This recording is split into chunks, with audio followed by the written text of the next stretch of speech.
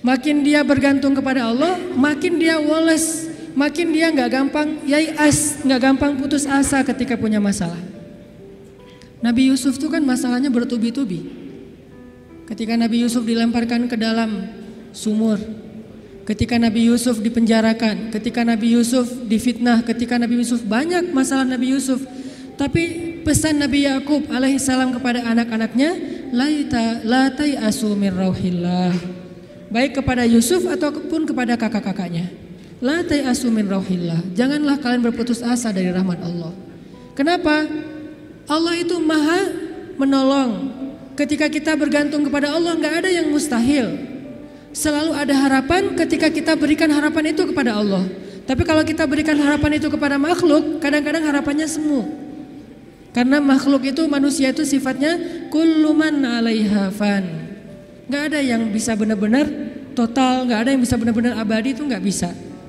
Tapi kalau kita letakkan harapan kita, lalu kita berikan hanya kepada Allah, roja kita hanya kepada Allah Subhanahu Wa Taala, maka tidak ada kata al-ya's, tidak ada kata putus asa dalam kamus seorang mukmin. Laisa min akhlaqil mu'min al-ya's. Putus asa itu bukanlah sifat atau akhlaknya orang yang beriman kepada Allah. Sehingga kenapa bunuh diri itu menjadi dosa besar dalam Islam? Padahal kan nggak ganggu orang kan, kecuali tadi bikin macet sistem kereta. Itu juga nggak parah-parah banget lah, nggak sampai gara-gara kita bunuh diri orang akhirnya jadi misalnya celaka gitu, nggak, jarang lah. Apalagi bunuh dirinya sendiri, gantung diri. Kan bunuh diri itu nggak ganggu orang lain. Kenapa dianggap dosa besar? Karena bunuh diri ini sama aja dia tidak mengakui kebesaran Allah Subhanahu Wa Taala. Dia tidak berpegang lagi kepada Allah. Dia putus asa dari rahmat Allah Subhanahu Wa Taala. Padahal Allah selalu mengatakan la tai'asu, jangan putus asa. Aku kasih nih, aku kasih. Tapi dia bilang enggak akan dikasih. Berarti dia kufur kepada Allah Subhanahu Wa Taala dan merugikan dirinya sendiri. Ketika mentalnya kayak gini, walaupun akhlaknya baik, tapi dia tidak punya daya tahan menghadapi masalah, maka dia akan selalu mengakhiri masalahnya dengan cara bunuh diri. Dalam Islam kasus bunuh diri bisa dibilang hampir nggak ada kalau dalam sejarah Nabi dan para sahabat. Satu-satunya ada kasus bunuh diri itu bunuh diri dalam peperangan ada. Dia lagi dibacok, lagi bertempur terus dibacok sama musuh, banyak luka, nggak tahan dengan rasa sakit, kena kayak tombak gitu di perutnya, karena nggak kuat dengan rasa sakit. Dia tekan lagi tubuhnya ke tombak itu supaya cepat mati. Lalu ketika dia sudah meninggal, orang-orang mengatakan dia itu pemberani, dia itu syahid, dia itu hebat. Kata Nabi tidak, dia di dalam neraka. Lalu para sahabat bertanya, kenapa ya Rasul kok dia masuk neraka? Padahal kita tahu dia meninggalnya dalam fi sabilillah. Kata Nabi karena dia nggak bersabar terhadap ujian dari Allah Subhanahu Wa Taala. Sakit, ya udah daripada saya nggak kuat nahan sakit, mending sekalian mati nih. Itulah al-ya's. Dan itu tidak ada dalam kamus orang yang yakin kepada Allah, beriman dan bergantung kepada Allah SWT. Jadi kalau kita mau belajar kepada orang Jepang, ada yang kita bisa belajar banget, yaitu moralnya, kedisiplinannya, kebersihannya. Tapi tetap ada satu hal yang fatal yang mereka tidak punya, yaitu Tuhan. Mereka nggak percaya kepada Tuhan. Kalaupun ada agama, kata teman-teman di sana, lahirnya sebagai orang agama Shinto kalau nggak salah, terus nikahnya sebagai agama Katolik kalau nggak Protestan, matinya sebagai agama Buddha. Jadi gonta-ganti itu. Kenapa gonta-ganti? Karena buat mereka agama itu hanya sekedar culture. Mereka tidak menyebut Islam sebagai agama Islam, tapi budaya Islam.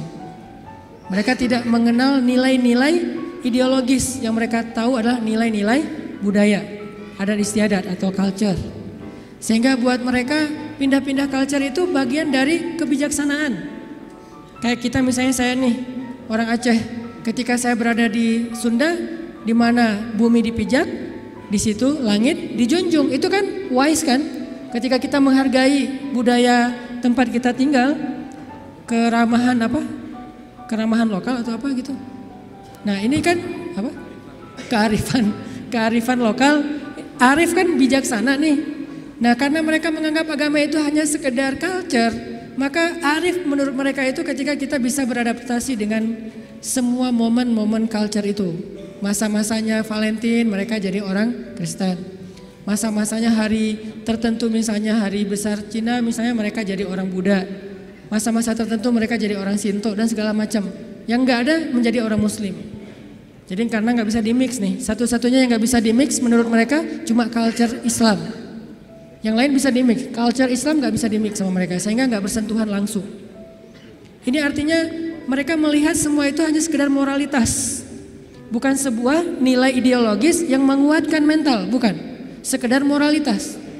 Culture Islam moralitas, culture yang agama-agama lain yang kita sebut itu moralitas, termasuk culture Jepang itu adalah moralitas. Tapi mentalnya lemah, sehingga ketika mereka punya masalah dalam dirinya, mereka nggak punya pertahanan sama sekali. Sedangkan kita melihat ad-din, melihat Islam adalah sebuah nilai yang membangun mentalitas kita. Hanya ke akhir-akhir ini kita cenderung melihat Islam itu hanya sebagai undang-undang, sebagai syariat, sehingga orang takut sama Islam. Seolah-olah kalau kita mau menegakkan Islam, yang kepikiran itu cuma kisos, yang kepikiran itu cuma cambuk. Padahal Nabi menerapkan itu juga akhir-akhir setelah mentalitasnya udah mantep nih.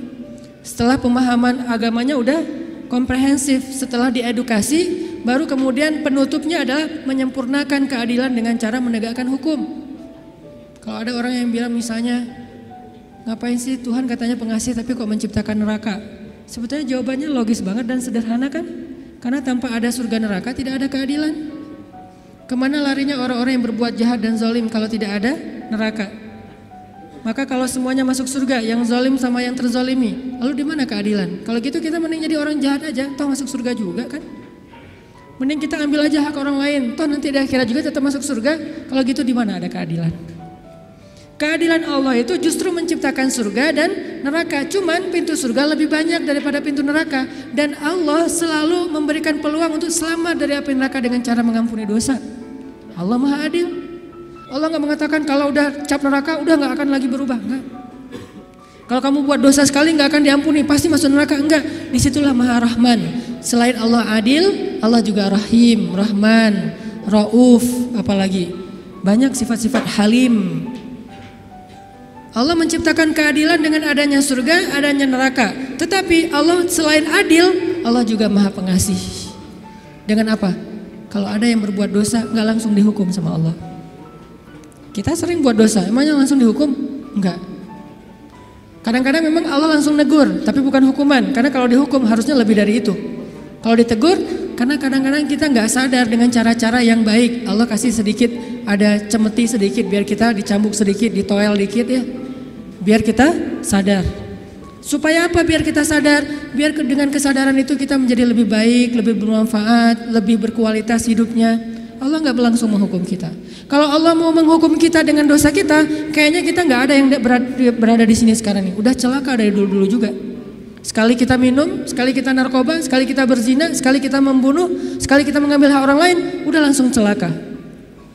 Kenapa masih bisa hidup? Kenapa masih bisa berada di masjid? Dan ini keistimewaan yang Allah kasih kepada kita. Orang yang sering nyakitin Allah masih diundang ke rumah Allah. Kan Allah baik banget tuh. Coba kita, ada yang sering nyakitin kita, mau diundang ke rumah kita? Di telepon aja kita reject terus, kalau perlu di blok, gak bisa nelpon lagi, unfollow segala macam, left group. Allah kita sakitin berkali-kali, kita cuekin, kita selingkuhin dalam bahasa kita mah ya. Gimana selingkuhin? Selingkuhin akidah. Kita bilang percaya sama Allah, tapi kita jalan sama yang lain. Kita bilang inna sholati wa nusuki wa mahyaya wa mamati lillahi rabbil alamin. Itu kan sama aja kayak seorang cowok bilang ke cewek, aku gak bisa hidup tanpa kamu. Iya kamu, kan gitu. Inna sholati wa nusuki wa mahyaya wa mamati lillah. Iya lillah, gitu kan. Tapi kenyataannya kita merasa seolah-olah Allah gak lihat kita jalan sama yang lain. Allah tahu? Tahu banget. Kalau perempuan mungkin gak tahu kita jalan sama yang lain. Ketika nanti dia tahu, akhirnya dia shock, panik, dia luar biasa tersakiti. Tapi kalau Allah, setiap kita jalan sama yang lain tuh Allah ngelihat. Kita dekat sama yang lain, ke Allahnya enggak. Lah, yang kasih rezeki kan saya. Kenapa kamu terima kasihnya ke dia? Yang memelihara kamu kan saya. Kenapa kamu baiknya ke dia? Kok saya enggak berbuat baik kepada hamba Allah? Allah senang. Tapi kenapa kepada Allah enggak? Ini agak-agak kurang fair nih. Ke makhluk yang enggak berjasa, kita jadi baik. ke Allah yang maha berjasa, kita cuek, malah kita menuduh Allah dengan tuduhan-tuduhan yang gak pantas, ngerasa Allah gak penting dalam hidup kita. Kalau Allah gak sabar, makanya Allah itu sabur. Apa arti sabur? Sabar banget. Allah itu sami. Apa arti sami? Dengar curhat banget lah. Kita pasti gak kuat dengar curhat teman-teman kita. Bayangin kalau yang curhat ke kita itu ada puluhan orang, kan stres juga tuh setiap hari. Allah dicurhatin miliaran orang setiap hari, coba. Bukan miliaran orang, miliaran makhluk, semuanya curhat kepada Allah. Yas'aluhu man fis samawati wal ardh. Semua yang ada di langit dan di bumi curhat kepada Allah. Tapi Allah mendengar semua curhat mereka seolah-olah mereka itu cuma satu orang doang gitu. Dan baru pertama kali curhat, akhirnya Allah mendengarnya tuh sami'un. Betah banget ngedengerin curhatnya. Betah banget Allah dengar curhat kita, gak pernah. Kan kamu udah kemarin curhat, giliran atau dengan yang lain? Enggak kan?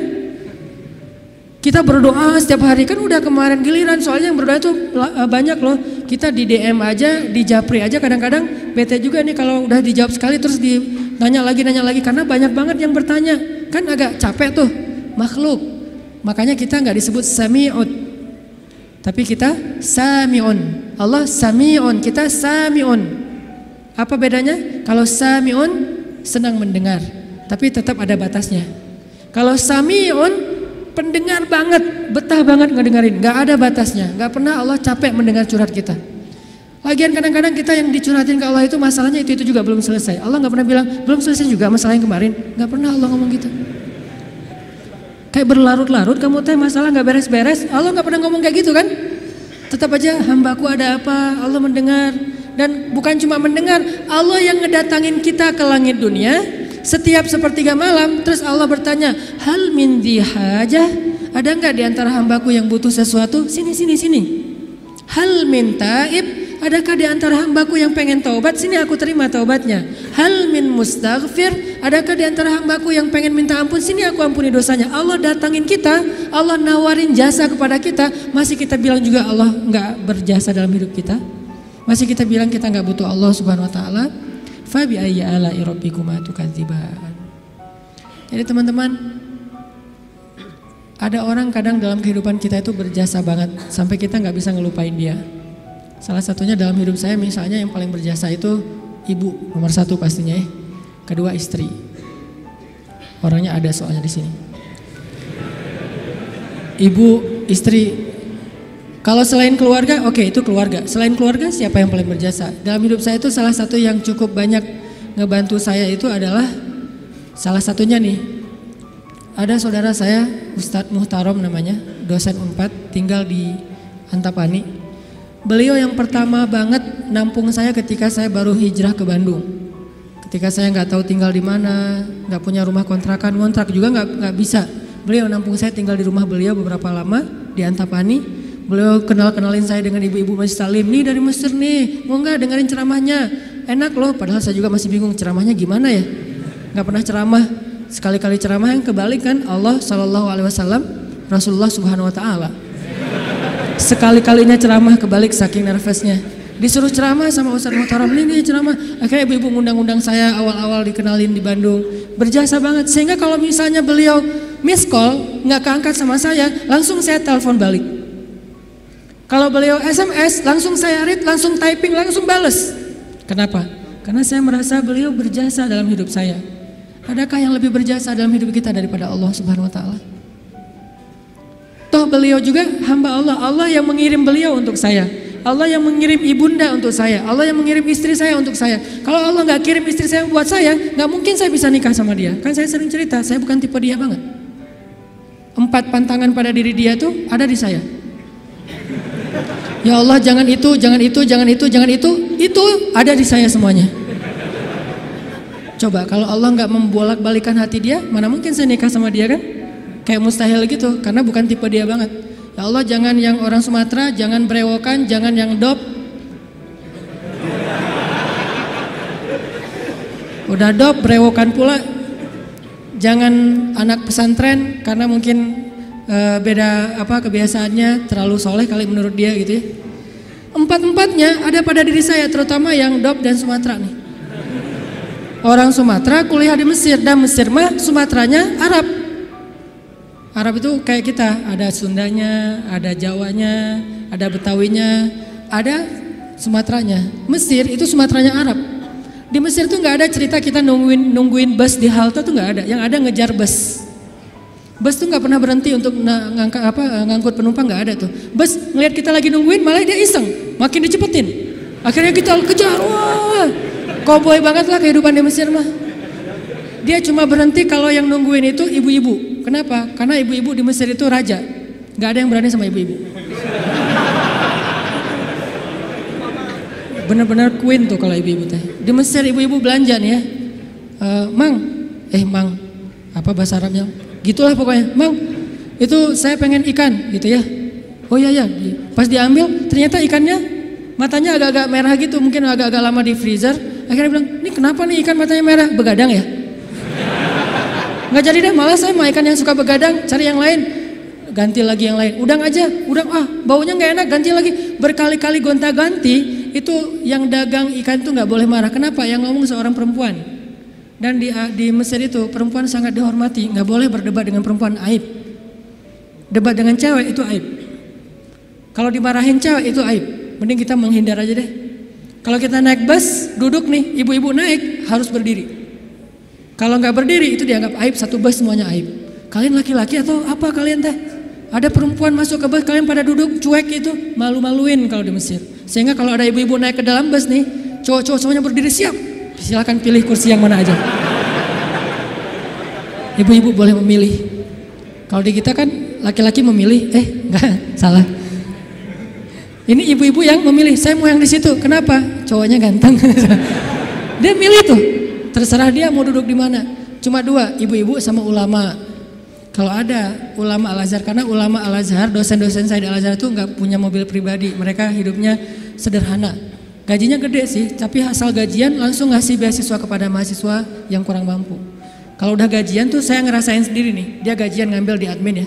Karena dulu nggak ada transferan, Mesir itu agak-agak terlalu ya gitulah, manual ya, nggak ada transfer. Satu-satunya komputer di ruang admin tuh dipakai main kartu. Karena dia nggak ngerti sistem komputerisasi akun kayak gitu tuh, akuntan tuh nggak ngerti dia tuh. Tahu satu-satunya komputer dipakai main kartu. Pas kita lagi ngantri, Om kita lagi ngantri nih, ntar tunggu dulu nih, kita lagi nih belum beres nih, gitu coba. Tapi menghargai banget kepada orang tua, ulama, ibu-ibu. Nah ada dosen saya ngambil gajinya kurang lebih sekitar 2.000 pound. 1 pound itu dulu sekitar 3.000 rupiah, lumayan lah ya, hampir 10 juta gajinya. Dia ngambil gaji sekitar 10 juta, langsung datangin mahasiswa yang kita lagi nongkrong di depan kelas, di depan kampus, ditangin, ya abnai, panggilnya lembut, anak-anak, kata dosen teh, kalian udah beli buku kuliah belum? Kita senyum-senyum, padahal udah tapi senyum-senyum aja. Mau bilang udah, jujur, mau bilang enggak boleh dusta ya. Senyum-senyum aja. Oh ya udah nih beli buku, alhamdulillah. Akhirnya kita beli buku, cuman bukan buku kuliah, buku tambahan gitu kayak buku sejarah, buku apa. Alhamdulillah. Dia ngasih dari 10 juta, 5 juta itu buat anak-anak. Dan itu kebiasaan di sana tuh dosen-dosennya. Makanya karena hidupnya kayak gitu, sederhana, nggak punya kendaraan. Dosen kalau mau ke kampus bareng dengan kita pagi-pagi tuh naik bus. Cuman kalau kita ngejar, kalau bus supirnya nggak berani disuruh dosen Al-Azhar ngejar bus kan nggak mungkin ya. Kalau ngelihat itu ada penampilan dosen, langsung busnya berhenti. Begitu dosennya naik, langsung jalan tuh, nggak peduli kita lagi di tangga kayak di apa, nggak peduli deh. Kan dosen dulu yang naik nih. Prof silakan. Dosennya naik, baru dosennya di atas, kita masih bergelantungan tuh, bus langsung jalan tuh. Sampai ada beberapa mahasiswa Malaysia karena nggak terbiasa mungkin, mereka kan biasanya naik taksi nih, karena beasiswa dari kampus dari kerajaannya gede. Kalau kita kan beasiswanya dari Al-Azhar. Mesir itu negara miskin tapi ngasih beasiswa puluhan ribu mahasiswa asing. Negaranya miskin tapi bisa ngasih beasiswa, luar biasa. Nah Malaysia nggak dikasih.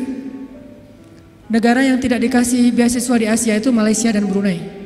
Karena dianggap udah sejahtera.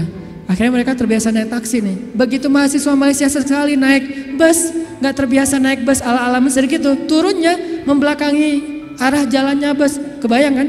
Melundung gitu kan? Kita mahasiswa Indonesia ketawa-ketawa aja, wah lucu. Kalau kita kan udah biasa kobo ya, kejar bus, terus turunnya sambil lari. Kadang-kadang kalau bawa barang itu barangnya dilempar dulu ke dalam bus langsung dikejar naik gitu. Udah biasalah kayak gitu-gitu di Mesir. Tadi cerita apa tadi teh? Hubungannya ya gitulah, nggak ada hubungannya. Pokoknya balik lagi ke tema ya. Intinya ketahanan hati kita itu ketika kita dekat kepada Allah Subhanahu wa taala. Jadi nggak ada ceritanya dalam kamu seorang mukmin ada masalah, baper, udah gitu bunuh diri, nggak ada. Tergantung tawakal kita kepada Allah. Coba rasain ketika kita lagi ngerasa enak nih hubungannya sama Allah, sama ketika kita lagi jauh dari Allah, terus dua-duanya dikasih masalah, mana yang lebih nyaman buat kita? Kalau kita pas lagi dapat masalah, pas lagi dekat sama Allah, itu akan bertahan banget. Saya pernah ngerasain itu. Saya karena kan sering ditolak ya ceritanya ya, curhatlah dikit lah ya. Kalau ditolaknya lagi jauh dari Allah, itu baper. Tawaf Sungai Nil kan, mau loncat, aduh dalam takut ada apa kuda Nil gitu, nggak loncat, buat apa lagi hidup kalau kayak gini ya. Kenapa kayak gitu? Lemah gara-gara jauh dari Allah. Kalau ditolak pas lagi dekat sama Allah, nggak apa-apa. Yang penting jangan ditolak sama Allah kan gitu. Ditolak, ya Allah pasti engkau mau ganti yang lebih keren ya. Husnuzon kan, aku tergantung prasangka hambaku. Ya udah bertahan. Orang makin dekat sama Allah makin tough, makin bisa survive dalam menghadapi masalah. Makin tuh. Kenapa? Karena survive seseorang dalam menghadapi masalah itu bukan soal dia punya uang atau enggak, dia punya teman atau enggak, dia sehat apa enggak. Soal mentalnya, hatinya kuat enggak menghadapi masalah. Baru dia bisa tough dan survive. Ada orang yang secara fasilitas hidup udah nyaman, kenapa masih bunuh diri? Termasuk tadi tuh di Jepang itu kan jaminan sosial tinggi banget ya, luar biasa ya. Sampai ada teman saya, bukan hanya berlaku untuk warga Jepang, untuk warga asing yang kerja di Jepang tetap dapat jaminan sosial karena pajaknya tinggi. Ada teman saya yang ngelahirin, setelah dia nikah hamil lahir, itu anak biaya ngelahirinnya ditanggung pemerintah, terus ibunya boleh cuti selama 6 bulan, tapi tetap dapat gaji full setiap bulan. Cuti 6 bulan, gaji fullnya setiap bulan, ditambah lagi dengan bonus karena udah punya anak. Dikasih bonus, jadi punya anak dikasih bonus. Makanya di sana tuh kayaknya orang menikah itu semangat ya, nggak pengen istiqomah jomblo lah ya. Karena jomblo nggak ada bonus di sana. Begitu nikah dapat bonus, begitu punya anak dapat bonus. Tapi ada batasannya, anak nggak boleh banyak-banyak juga. Makin nambah anak, makin nambah pajak. Jaminan sosialnya tuh tinggi. Tapi kenapa kok malah gampang putus asa? Padahal secara fasilitas hidup sudah tercukupi, mental. Mungkin secara etika keren lah, pokoknya ngacung jempol pokoknya. Tapi kalau mentalnya lemah, kosong, ada yang gersang di dalam hatinya karena tidak diisi dengan kata Allah di dalam hati mereka. Di satu sisi kita perlu belajar kepada mereka, di sisi yang lain mereka perlu belajar kepada mukmin. Salah satunya mukmin di Indonesia. Ketika kita jauh dari Allah, mulai naik tingkat kriminal, mulai naik tingkat bunuh diri, mulai banyak orang yang putus asa, mulai banyak orang yang mengeluh, terjadilah krisis sosial. Itu ketika jauh dari Allah. Sejak kapan dalam persepsi kita miskin itu masalah? Di zaman Nabi miskin itu bukan masalah. Masalah itu fakir, bukan miskin. Di zaman Nabi malah berdoa jadi pengen jadi orang miskin.